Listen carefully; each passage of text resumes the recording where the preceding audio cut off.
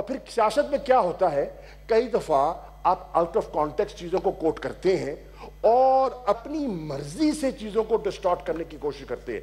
वजीर आजम ने यह हरगिज नहीं कहा कि यह लॉकडाउन अशराफिया ने करवाया।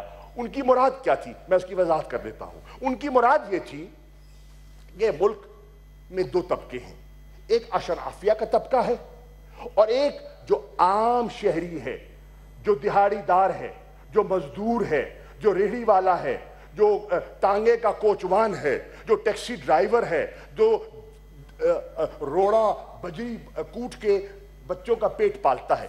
एक जमाने में वो पुरानी पीपल्स पार्टी उनकी बात किया करती थी, आजकल की पीपल्स पार्टी में वो रिवाज नहीं है। मैं समझता हूं पॉलिसी बदल गई है, जाविया बदल चुका है, लेकिन हम ये कह रहे हैं कि आइए, जो अशराफिया है, जो लॉकडाउन की बात करती है और बजा तौर पे करती है, उसमें लॉजिक है, उनके पास सस्टेन करने की कैपेसिटी है, उनके पास वसाइल हैं कि वो लॉकडाउन में जिंदा रह सकते हैं।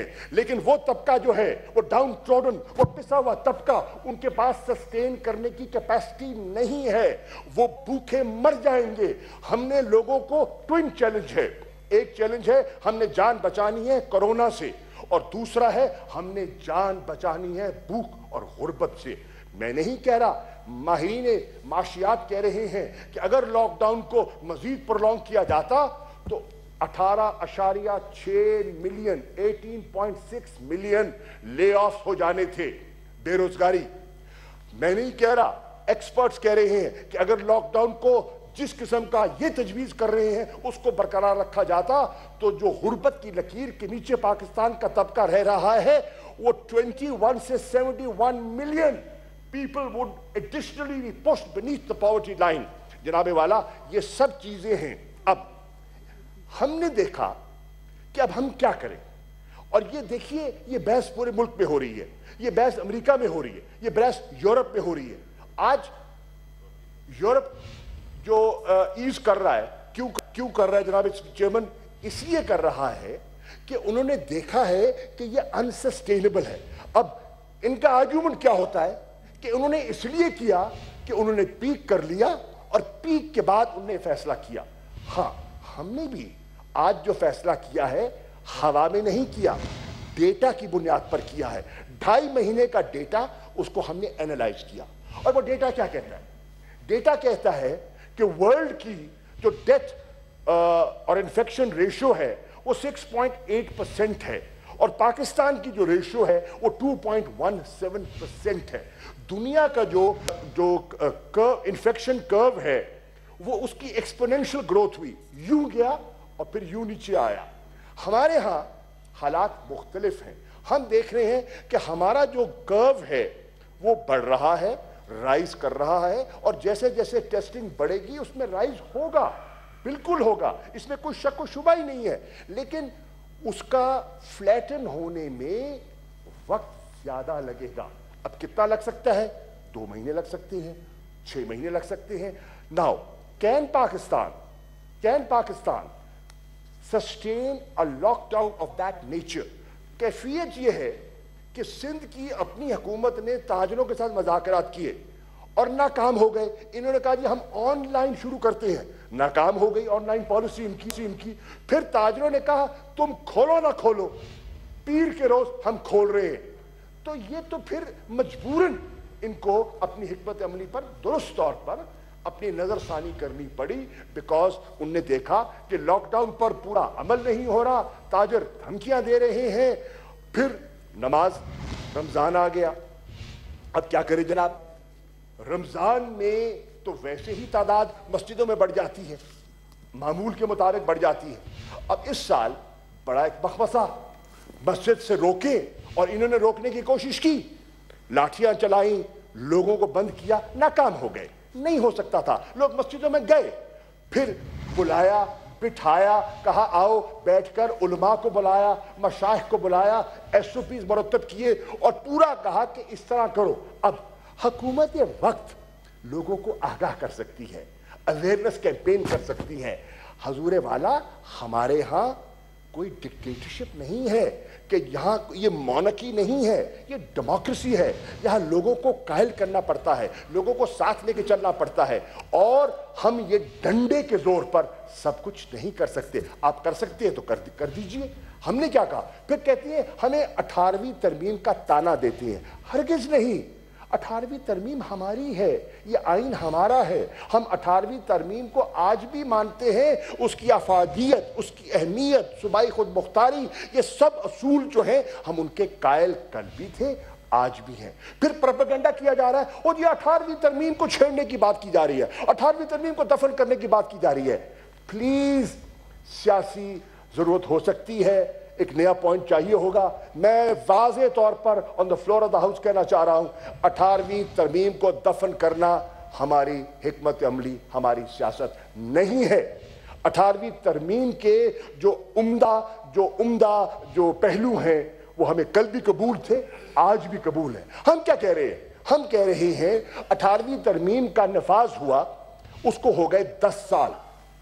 10 साल में हमारे सामने तजर्बात आए, उन तजर्बात से हम सीखें कहां हमने बेहतरी की है और कहां कमजोरियां हैं। जहां कमजोरियां हैं आइए मिल बैठकर नजरसानी करते हैं। हमारे पास तो 2/3 अक्सरियत है नहीं, आप परेशान क्यों हो रहे हैं? आपकी ईमा और आपकी मर्जी के बगैर तरमीम हो ही नहीं सकती, तो आप परेशान क्यों होते हैं? बिल्कुल परेशानी की जरूरत नहीं है। हम सिर्फ ये कह रहे हैं कि 18वीं तरमीम का हम एहतराम करते हैं, हम नेशनल पॉलिसी मुरतब कर रहे हैं, लेकिन 18वीं तरमीम आपको खुद मुख्तारी किसी हद तक देती है, और हम भी देना चाहते हैं कि ग्राउंड रियलिटीज देखिए जनाबे वाला, बलूचिस्तान की जो ग्राउंड रियलिटी है वो पंजाब से नहीं मिल सकती, और पंजाब की जो ग्राउंड रियलिटी है हो सकती है वो कराची से ना मिले। तो हमें वो थोड़ी बहुत फ्लेक्सिबिलिटी सूबाई हुकूमतों को देनी है, और इसमें कोई हर्ज नहीं है। हम चीन गए, मैं खुद सदर शी से मिला, उन्होंने कहा जो हमारी हिकमत अमली वुहान में थी, जो हमारी हिकमत अमली खूबे प्रोविंस में थी, वो तिब्बत में नहीं थी, क्योंकि तिब्बत के ज़मीनी हकायक और थे, वुहान के ज़मीनी हकायक और थे। तो हमने इसी को मद्देनजर रख करके बात की है। जनाबे वाला, मैं ये भी कहता चलूँ, फिर एक और नुक्ता, मैं 2-3 नुक्तों की बात करता हूँ क्योंकि बहुत अहम है जनाब chairman, and please give me few more minutes. कल भी मैंने सुना बड़ा जुल्म हो गया, दुहाई ऑर्डिनेंस जो है वो वापस कर दिया गया। बिल्कुल, हम ऑर्डिनेंस का एहतराम करते हैं जो सिंध हुकूमत ने दिया है, लेकिन सिंध हुकूमत अपने गिरबान में झांक के तो देखे वो ऑर्डिनेंस क्या ला रही है। क्या सिंध हुकूमत उन चीजों पर कानून साजी कर सकती है जो उनके जिम्मे में नहीं आती, जो उनका आईनी इख्तियार नहीं है? आप कहते हैं यूटिलिटी बिल्स हमने माफ कर दिए, गैस के बिल माफ कर दिए, आप होते कौन है माफ करने वाले? आइन ने आपको इख्तियार नहीं दिया, how can you do it? तो गवर्नर ने क्या कहा कि देखिए मैंने इस पे एक लीगल राय ली है, और लीगल राय को लेकर मैंने आपको वापस किया है, इसको दुरुस्त कर ले, और जो दुरुस्त आपका ऑर्डिनेंस है वो ले हम पास कर देंगे, मैं उस पर साइन कर दूंगा। लेकिन आप अगर अपनी मर्जी और सियासी उसमें नश्व नुमा करने की कोशिश करेंगे तो ये ऐसा नहीं हो सकेगा। फिर जनाबे वाला बात हुई कि जी सूबों के साथ नारवा और सिंध के साथ नारवा सलूक बरता जा रहा है, इम्तियाजी सलूक। हरगिज नहीं, मैंने कल भी फैक्ट्स और फिगर्स दिए थे और मेरे पास ये पूरे मौजूद हैं, मैं मोहतरमा सेनेटर साहिबा की खिदमत में पूरे दे सकता हूँ। मास्क, N95, सूट्स, हर चीज जो हमने सिंध को दी है, और मुख्तसर ये कहूंगा आपकी आबादी के तनासब से ज्यादा दी है। तो ये कह देना और ये मातम कर देना कि हाय सिंध के साथ ज्यादती, नहीं, सिंध के साथ ज्यादती ना हुई है ना इंशाअल्लाह होगी, क्योंकि सिंध हमारा है, सिंध हमारा है, और इंशाअल्लाह सिंध में हम जाएंगे, और सिंध में भी इंशाअल्लाह सियासी तौर पर हम अपना लोहा मनवाएंगे, जैसे पंजाब में मनवाया, जैसे खैबर पख्तूनख्वा में मनवाया। तैयारी कर लो, सिंध में भी इंशाअल्लाह आ रहे हैं हम, तैयारी कर लो। जनाबे वाला, अब मैं ग्लोबल रिसेशन और इकोनॉमी की बात हुई, मोहतरम राजा जफरुल हक साहब ने इकोनॉमी का जिक्र किया, बजा तौर पर किया, सीनियर आदमी है, समझदार है, जीरक है, दुनिया पर नजर है इनकी, और सियासत से हटकर बात की। मैं इसलिए एहतरामन उसी लहजे में बात करूंगा जिस लहजे में उन्होंने गुफ्तगू की, फहम फरासत की बात की। उन्होंने कहा, देखिए, सेनेट इजलास में शाह महमूद कुरैशी इजहार ख्याल कर रहे हैं। उनका कहना है कि 18वीं तरमीम हमारी है, आने नहीं देते। हम उसूलों के कायल कल भी थे, आज भी हैं। आपको नया सियासी पॉइंट चाहिए होगा। 18वीं तरमीम को दफन करना हमारी पॉलिसी नहीं, हमारे पास 2/3 अक्सरियत नहीं। आप परेशान क्यों होते हैं? हम 18वीं तरमीम का एहतराम करते हैं। मजीद उनका कहना था कि सिंध के साथ ज्यादती ना की है, ना होगी। सिंध हमारा है, सिंध में भी अपना लोहा मनवाएंगे जैसे हमने। अस्सलामुअलैकुम, आप देख रहे हैं समा, मैं हूं फवाज ज़ैदी और मैं हूं माहम जाहिद। बुलेटिन में आपको दोबारा खुशामदीद। सेनेट का इजलास जारी है, आइए आपको बराह रास्त से चलते हैं। शाह महमूद कुरैशी इजहार ख्याल कर रहे हैं। पड़ेगा।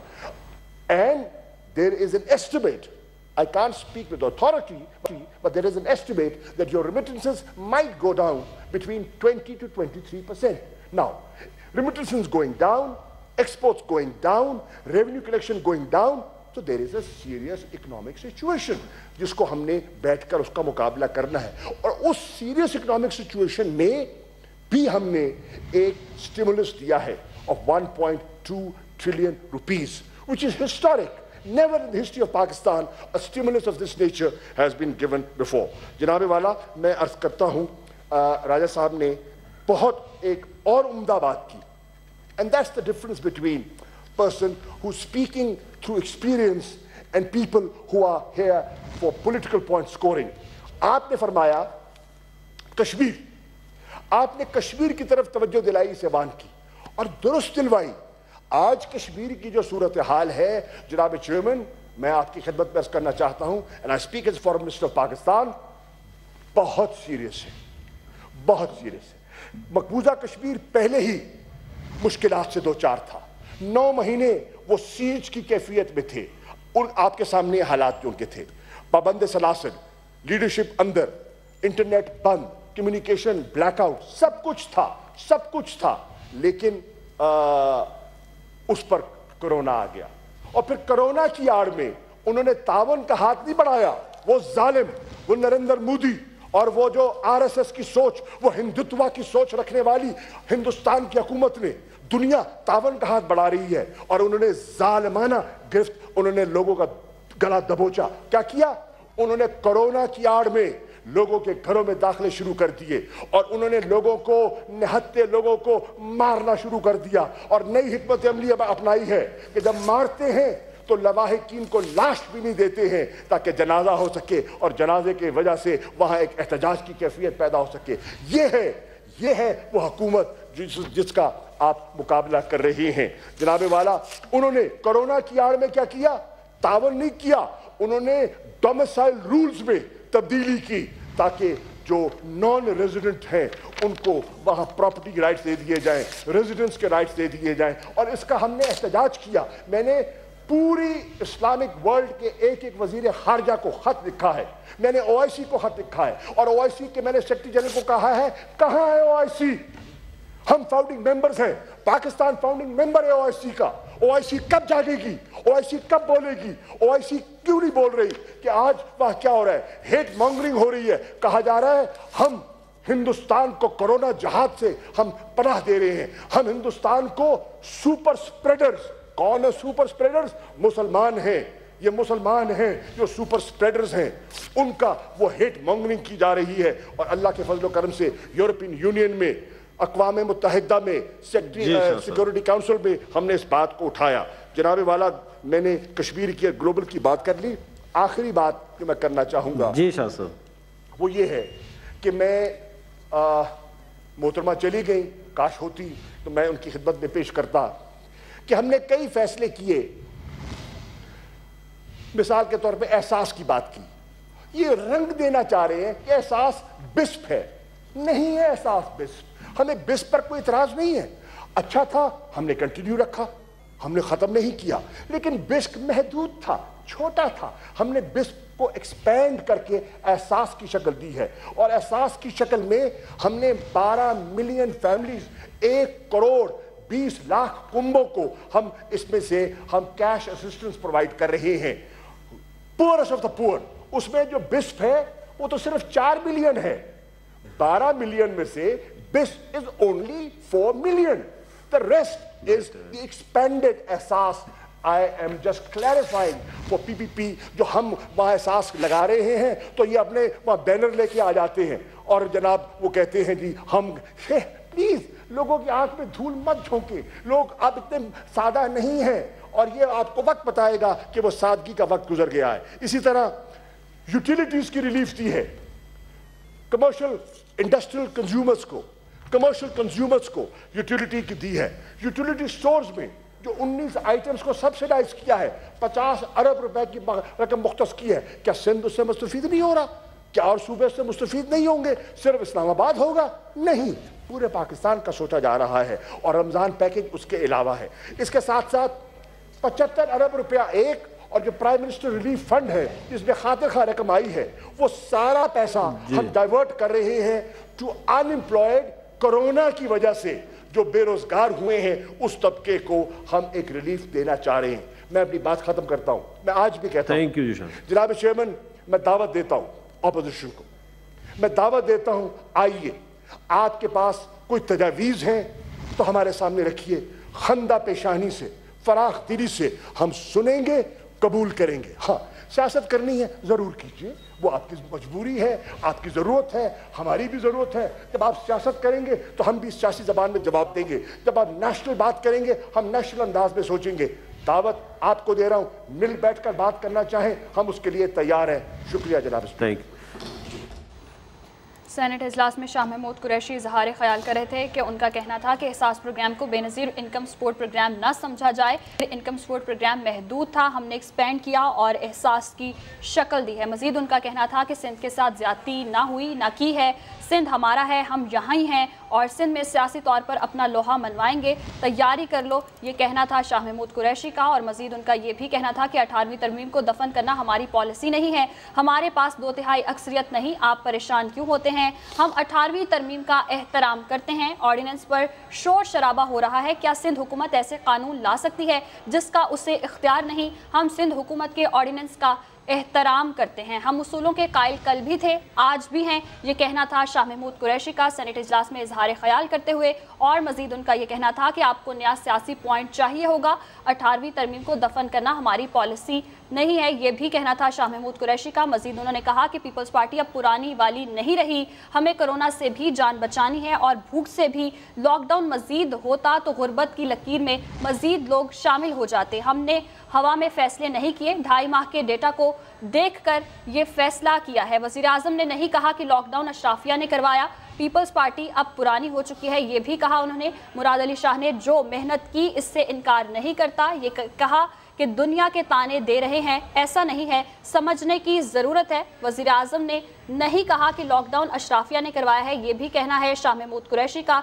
इस्लामाबाद में सेनेट का इजलास जारी है और शाह महमूद कुरैशी ने इजहार ख्याल किया और उनका ये कहना था कि सिंध हमारा है, उसका दारुल खिलाफा हमारा है और सिंध के ठेकेदार ना बने, कराची हमारा ज़्यादा है। जिस पार्टी में विफाक की खुशबू आती थी अब सुबायत की बू आती है, ये कहना है शाह महमूद कुरैशी का। बिल्कुल, और इसी पर बात करते हैं, हमारे साथ मौजूद हैं खालिद अजीम साहब। खालिद अजीम साहब, आपने भी इजहार ख्याल जो कर रहे थे शाह महमूद कुरैशी, यकीनन आपने भी सुना होगा, वो ये कह रहे हैं कि 18वीं तरमीम हमारी है, हम ताने नहीं देते, हम उसूलों के कायल कल भी थे, आज भी हैं। किस तरह से देख रहे हैं आज शाह महमूद कुरैशी का जो उन्होंने खिताब किया है, आज इजहार ख्याल किया है सेनेट में? जी, बुनियादी तौर पर शाह महमूद कुरैशी जो है वो बहुत ज़्यादा कंट्रोवर्सी में नहीं उलझते और आमतौर पे वो उससे गुरेज करते हैं, लेकिन कुछ मौके ऐसे हैं कि जिसमें वो खासे जज्बाती हो जाते हैं। और अब पीपल्स पार्टी से ही खुद उनका ताल्लुक ही खासा अच्छा रहा है और अब जो कशमकश की सूरत हाल चल रही है पीपल्स पार्टी की और PTI की, या यूँ कहना है कि सिंध हुकूमत की और उसके साथ साथ जो वफाकी हुकूमत है उसके तनाज़ुर में उन्होंने ये तकरीर की। मेरा ख्याल है ये कोई अच्छा साइन नहीं है कि इस अंदाज में उलझाव पैदा किया जाए और फिर जो सिंध हुकूमत है वो भी अक्सर बेशतर जो है वो खासतौर पे पीपल्स पार्टी के जो सरबराह हैं बिलावल भुट्टो, वो इस किस्म के बयान देते हैं और ये बयान के जवाब में बयान इस किस्म के आते हैं जिसका कोई बहुत अच्छा जो है वो तासुर नहीं मिलता। लेकिन बहरहाल यूँ लग रहा है कि वो जो एक पैचअप की कहीं सूरत नजर आती है जब NCOC का इजलास होता है और उसमें NCC का इजलास होता है कौमी राब्ता कमेटी का, तो तो उसमें जो एक मुफाहमत का तासुर मिलता है वो बयानात के जरिए धुल जाता है। मैं ये समझता हूँ कि इससे किसी को कुछ हासिल नहीं, उल्टा आवाम के अंदर इस चीज़ की एक परेशानी पैदा होती है कि हमारे लोग जो हैं वो जो हुक्मरान हमारे हैं वो आपस में एक दूसरे से उलझ रहे हैं। मेरा ख्याल है इसमें शाह महमूद कुरैशी अपने मिजाज के मुताबिक अगर गुरेज की पॉलिसी इख्तियार करते तो अच्छा था, लेकिन उनका चॉइस ये था कि भरपूर किस्म का एक जवाब दें, और वो जवाब उन्होंने दिया है। मैं ये समझता हूँ कि इससे कम अज कम पब्लिक का जो इंटरेस्ट है वो किसी तरह सर्व नहीं होता। जी खालिद अजीम साहब, मजीद उनका ये भी कहना था कि जहां एहसास प्रोग्राम चलता है वहां ये अपने बैनर्स लगवाने पहुंच जाते हैं, और बेनज़ीर इनकम सपोर्ट प्रोग्राम जो था वो महदूद था, हमने सिर्फ एक्सपेंड किया। जी देखिए, बेनज़ीर इनकम सपोर्ट प्रोग्राम जो है वो उसको यूँ कह रहे हैं कि ब्रांडेड समझते हैं पीपल्स पार्टी वाले, उनके नाम के साथ उनकी जो मरहूम चेयरमैन हैं और जो साबिक वज़ीर आज़म हैं उनका नाम जुड़ा हुआ है। इस वजह से वो ये समझते हैं कि इसको इसी अंदाज में रहना चाहिए। और जब पीपल्स पार्टी के बाद PMLN की हुकूमत थी तो उस वक्त भी उन्होंने इस चीज़ पे खासा शोर मचाया था कि कोई किसी किस्म का कोई ऐसा नाम तब्दील ना हो। और अगर आपको याद हो तो इस्लामाबाद का जो नया एयरपोर्ट बना है उसमें भी एक कंट्रोवर्सी उठी थी कि मौजूदा जो पहले का था उसमें बेनज़ीर इंटरनेशनल एयरपोर्ट के नाम से वो उसका नाम रखा हुआ था, लेकिन जो नया एयरपोर्ट है उसको सिर्फ खाली इस्लामाबाद एयरपोर्ट का नाम दिया था मुस्लिम लीग नून की हुकूमत ने, तो उसमें भी खासा शोर मचा था। अब इसी तरह से जो उन्होंने एक तरह से उसको दवाम दिया हुआ था बेनज़ीर भुट्टो का नाम रख के उसके साथ, और उसको जब उन्होंने एहसास प्रोग्राम के तहत तब्दील किया है तो उसमें इनका दावा तो है कि हमने उसको एक्सपेंड किया, लेकिन उनका कहना है कि कोई इस किस्म की चीज़ हमें दिखाई नहीं देती, ये उसी की कंटिन्यूएशन है और उसमें इन्होंने सिर्फ शबूत मारा है। जी, उनका यही कहना है कि उन्होंने सिर्फ एक्सपेंड किया है। बहुत शुक्रिया खालिद अजीम साहब, आप हमारे साथ मौजूद थे। इससे पहले पाकिस्तान पीपल्स पार्टी की सेनेटर शहरी रहमान ने लॉकडाउन खोलने के फैसले पर वफाकी हुकूमत को तनकीद का निशाना बनाया। उनका मजीद क्या कहना था आपको सुनवा देते हैं। आपके प्राइम मिनिस्टर कहाँ हैं? Why is he missing? Who is running the country? क्योंकि उन्होंने बार बार कहा है कि ये तो मेरा इशू नहीं है। कभी किसी मिनिस्टर को अपॉइंट करते हैं, वो ये कमेटी चला रहा है, वो कमेटी चला रहा है। आईनी फोरम्स हैं जनाब, काउंसिल ऑफ कॉमन इंटरेस्ट क्यों नहीं मिली अभी तक? क्यों डर रहे हैं आप आईनी फोरम से? क्यों डर रहे हैं आप पार्लियामान से? क्या कोरोना से तो वो नहीं डरे हुए हैं, आई एम श्योर, लेकिन वो किस बात से डर रहे हैं? हम जातियात पर नहीं आना चाहते। Lives versus livelihoods, there is no choice, life comes first. इसमें कोई कंफ्यूजन नहीं होना चाहिए। आप पहले लोगों की जानें बचाएंगे और वो फिर आप कह सकते हैं कि जी लॉकडाउन से नहीं जाने बचती, वो दूसरी बात है। लेकिन मुझे आप बताएं कि आपकी पॉलिसी है क्या? Like the missing person, there is a missing policy. We still don't know what the policy of this country is. आज स्मार्ट लॉकडाउन होता है, आज सॉफ्ट लॉकडाउन होता है, आज क्रेजी लॉकडाउन, आज तो क्रेजी लॉकडाउन है। सूबे रियासत नहीं है, सूबे खुद मुख्तार है, वो रियासत नहीं है। Please understand that. So no, nobody is on their own. You are not on your own. We are not on your own. And our people are not on their own. Please give them that message. Please give that message. कोई अकेला नहीं है और ना हम आपको herd immunity के लिए छोड़ेंगे। एक बार फिर से आपको लिए चलेंगे। सेनेट का इजलास जारी है और मुसद्दिक मलिक इज़हार ख्याल कर रहे हैं। समझता हूँ कि ये बहुत मुश्किल वक्त है और जिस चीज़ को हम यकजहती कह रहे हैं उसकी बहुत ज़्यादा ज़रूरत है। हमारे यहाँ चेयरमैन साहब हर 7 से 10 दिन में अमवात जो हैं वो दुगनी हो रही हैं हुकूमत के आदाद व शुमार के मुताबिक। आज 700 के करीब होने को हैं, इसका मतलब है 7-10 दिन में 1400 हो जाएंगी, इसका मतलब है 7-10 दिन में 2800 हो जाएंगी, इसका मतलब है कि 7-8 दिन में 5000 से ज़्यादा हो जाएंगी हर 5-7-10 दिन के बाद। और मैं सवाल इस ईवान से ये पूछता हूँ कि वो क्या नंबर है मौत का जिसमें से हर बच्चा मेरा आपका बच्चा है, हर बुज़ुर्ग मेरे आपके माँ और बाप हैं, मेरी 75 साला वालदा हैं जिनको बड़ी मुश्किल से हमने एक कमरे में रखा हुआ है क्योंकि वो हाइपरटेंसिव हैं, वो डायबिटिक हैं, उनको कोरोनरी आर्टरी डिजीज़ है। उनके लिए तो ये वायरस मौत का पैगाम है। और हम सबके बुज़ुर्ग हैं, अल्लाह सबको सलामत रखे, सबको सलामत रखे। हमें, हमारे बुज़ुर्गों को, हमारे दोस्तों के बुज़ुर्गों को, हमारे सियासी मुखालफीन के बुज़ुर्गों को, लेकिन बुज़ुर्गों के अंदर मौत की शरह 10 से 20% के करीब है। ये बात ठीक है कि हमारा एक यंग मुल्क है जहां पे 85% के करीब लोग 50 साल से कम उम्र हैं, इस वजह से मौत की शरह थोड़ी कम होगी उनमें। लेकिन जो बुजुर्ग हैं, 3-3.5 करोड़ बुजुर्ग जो हैं, उनमें मौत की वो नहीं होगी, मौत की शरह वो नहीं होगी जो हमारे यंगर पॉपुलेशन में है। तो क्या वो 3-3.5 करोड़ लोग जो बुजुर्ग हैं, जिनमें 10 से 20% अमवात की शरह होगी, क्या ये हमारे लिए एक्सेप्टेबल है? तो चेयरमैन साहब, यकजहती इस वक्त ये है कि हम इस हुकूमत की पॉलिसी को अपोज करें, ये है यकजहती। यकजहती ये है कि इस वक्त, हाँ, आज इस फोरम पे और हर फोरम पे जहां पे हमारा काम है कानून बनाना, आइन बनाना, असूल बनाना, पॉलिसी को बेहतर बनाना, तो इस तहरीक में कि आप हुकूमत के हाथ मजबूत करना चाहते हैं, इस तहरीक में कि हम हुकूमत की पॉलिसी को बेहतर करना चाहते हैं, हमें हुकूमत को मुअद्दबाना हम चाहते हैं कि तजावीज़ पेश करें। चेयरमैन साहब, ये मुल्क पाकिस्तान मुस्लिम लीग का नहीं है, ये पाकिस्तान पीपल्स पार्टी का भी नहीं है, ये पीटीआई का भी नहीं है, ये मिल्ली अवामी पार्टी का भी नहीं है, जमात इस्लामी का भी नहीं है, JUIF का भी नहीं, ये पाकिस्तानियों का मुल्क है। ये पंजाबी का, सिंधी का, बलोची का, पठान का, बल्ती का, कश्मीरी का मुल्क नहीं, ये पाकिस्तानियों का मुल्क है।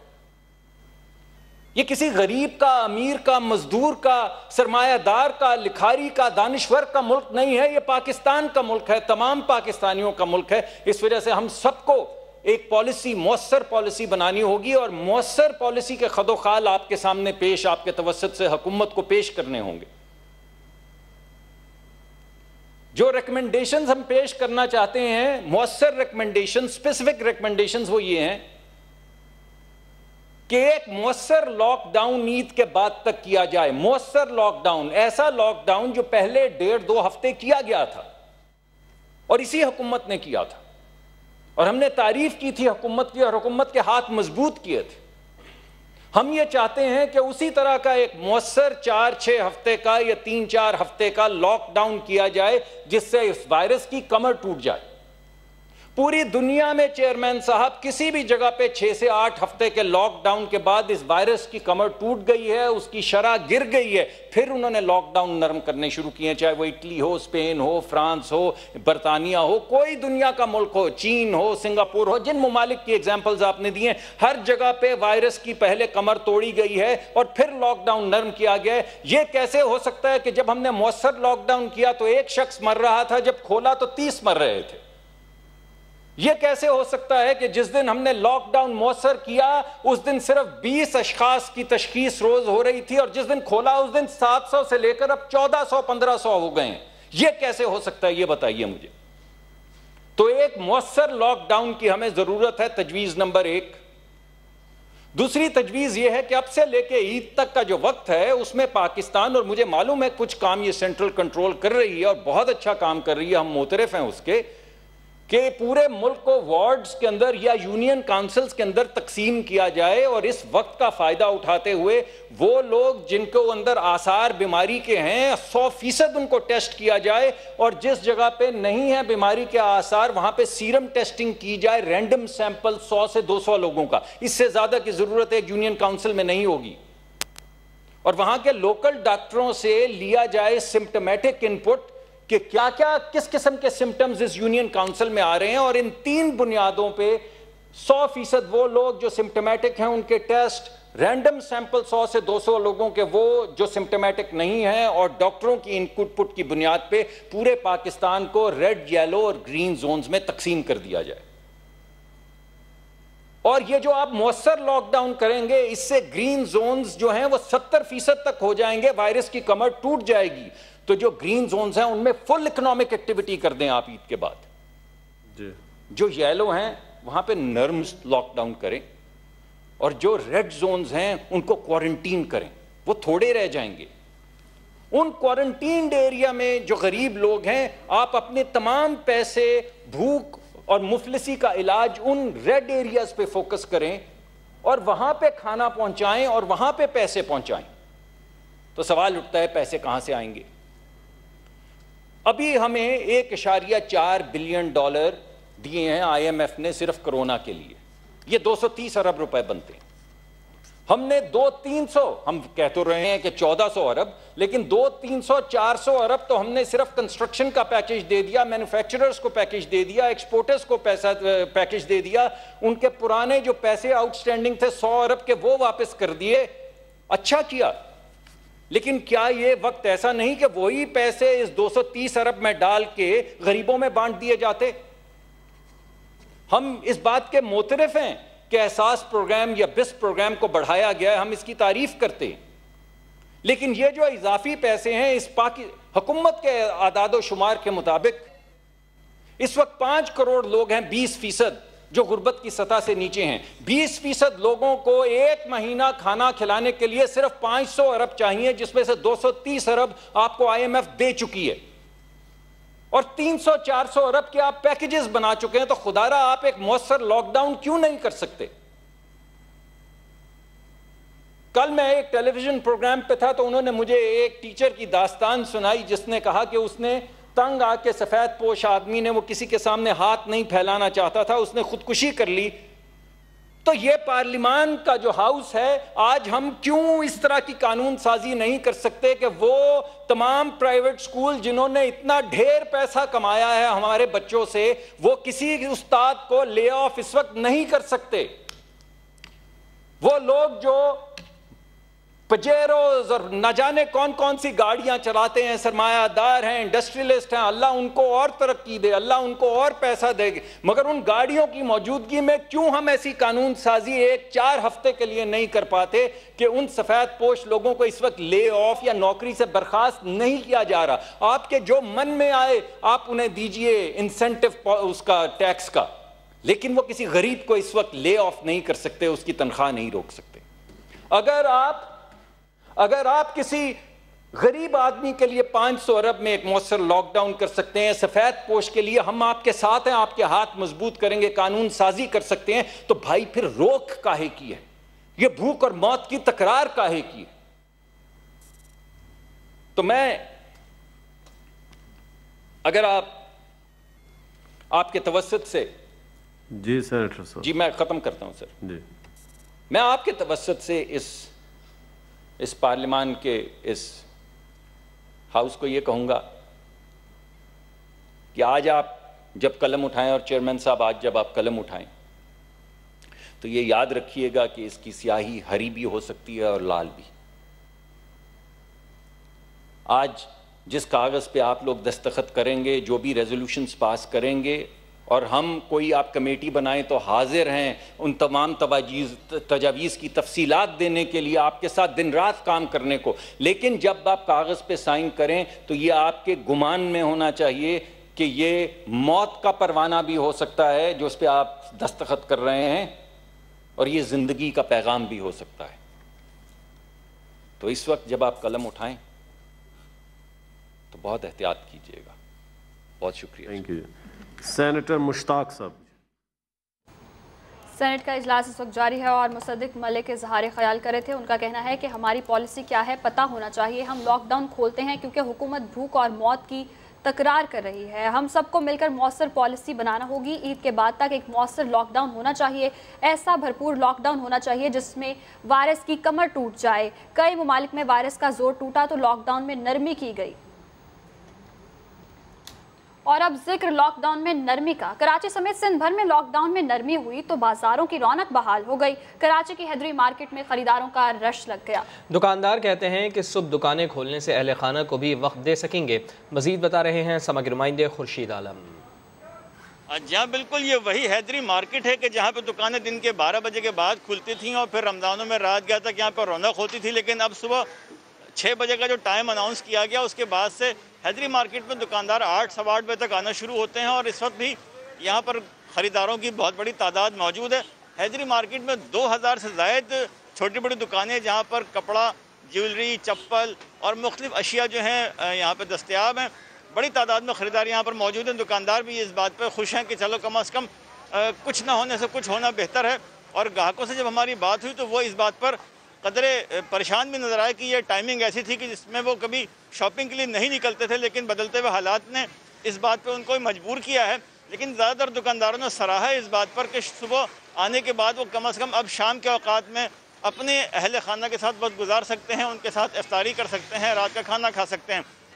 जहाँ तक अगर हम बात करते हैं समाजी दूरी की, तो हैदरी मार्केट के मुख्तलिफ इलाकों में जो हमने दौरा किया तो मालूम हुआ कि तकरीबन 70% से ज़्यादा कोशिश इस बात की जा रही है कि समाजी दूरी को बरकरार रखा जा सके। ज़्यादातर दुकानदार दस्ताने भी पहने हुए नज़र आए, उन्होंने मास्क भी लगा रखे हैं। और यहाँ पर मुख्तलिफ जो दरवाजे हैं मार्केट में दाखिल होने के, वहाँ पर मार्केट की जो अंजुमनों के ज़िम्मेदारान हैं वो सैनिटाइज़र लेकर खड़े हैं। इसके अलावा मास्क और दीगर अशिया भी उनके पास मौजूद है। अगर किसी कस्टमर के पास मास्क नहीं है तो अपनी तरफ से उनको मास्क भी फराहम कर रहे हैं ताकि वो बिला खौफ ख़तर अंदर जा कर के ख़रीदारी कर सकें।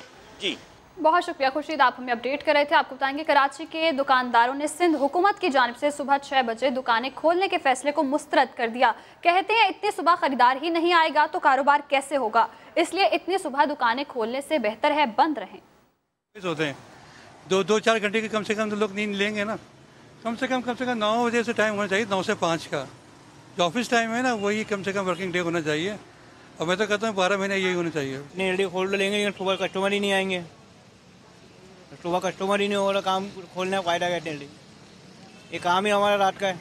टाइमिंग सही नहीं है, रात के 8 से अगर हमको सही तक का टाइम मिल जाए तो वो अच्छा है। टाइम रात में मार्केट खोलनी चाहिए, रात में कस्टमर, दिन में वैसे ही रोज़ा होता है, गर्मी इतनी है, आप देख रहे शदीद गर्मी है, दिन में कौन शॉपिंग करने निकलता है। ये गवर्नमेंट का बिल्कुल गलत फैसला है, गवर्नमेंट को खोलनी चाहिए, रात को मार्केट है। कुछ मजीद खबरें मगर ब्रेक के बाद। रहिए समा के साथ।